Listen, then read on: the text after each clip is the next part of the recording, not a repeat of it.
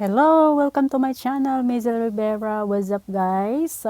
So our topic for today is all about the life of overseas Filipino workers here in abroad, or specifically about my life within this pandemic. Oh. And because of some students are requested me to make a blog about the life of overseas Filipino workers, and because I don't have time, so hindi ako nakagawa in the previous months. Actually, this is some of them are the project in their school. So naghanap sila ng mga OFW na may interview. So isa ako, and it's my privilege na isa ako sa mga napili nila. So marami po sila, hindi lang isa, pero bibigyan ko lang ng kasagutan ang isa sa mga nag-interview sa akin. So, this is her first questions. Number 1, what are the reason why you have to travel abroad? Is it for personal reason or business or some other reason? So, ang ganda ng tanong niya. So, this is my answer sa tanong niya. My reason of traveling abroad was my job. I've left Philippines for a greenest pasture, or for a better job that can sustain and provide the needs of my kids and family financially, from their personal, education, and comfortable living. Her question number 2 is, what kind of flight reservation have you experienced? So, tinatanong niya kung is it a manual reservation, automated, or electronic reservation.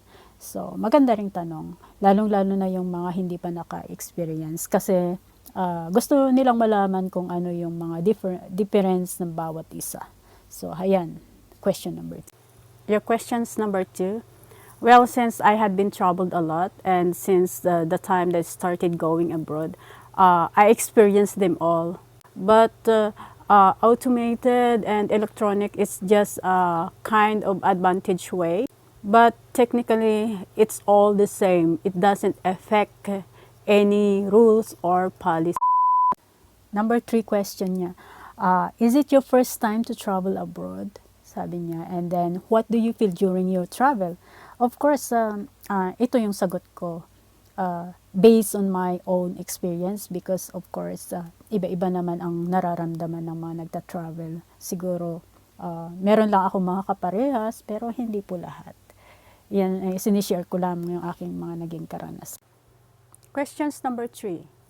Actually, this is not my first time of going abroad, because I've been like 11 countries, both Asian and European countries. But if you talk about during my first time to travel abroad, was a very long time ago. That was a kind of mixed emotions, fears, excitement, and worries, and everything that I cannot explain. But nowadays, I am used to travel without thinking about what might happen ahead. It's just a kind of relaxing feelings, enjoying the flight.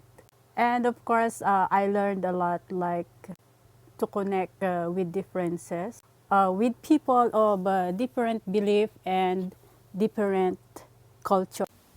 Her number 4 question is, did you ever encounter an incompetence service during your travel? So, ito ang sagot ko. Your question number 4. Well, I can't remember of any incompetence service during my flight. All was absolutely great, and I never feel like I was different from anyone else. I was just enjoying the moment of flying, while at the same time, I was just thinking of what might happen ahead, both negative and positive. Negative because I don't know how to start life being away from home for the first time. Positive because this is my great opportunity to earn a better living for my family. So ito yung number 5 question niya. How can you manage your work or business, especially this time of pandemic? So ito, one of my favorite question. Ito ang your questions number 5. Wow, this is a great questions for me. Since pandemic, and I'm still working across the sea until at the moment for 3 years now without taking a break. Honestly, dealing with this situation was very, very hard. Not just only me, but for all those overseas Filipino workers around the world. It's a kind of nightmare for us. My weapon is just prayers to be strong, not to give up. I learned of some kind of stuffs and strategy to be able to cope up with this situation.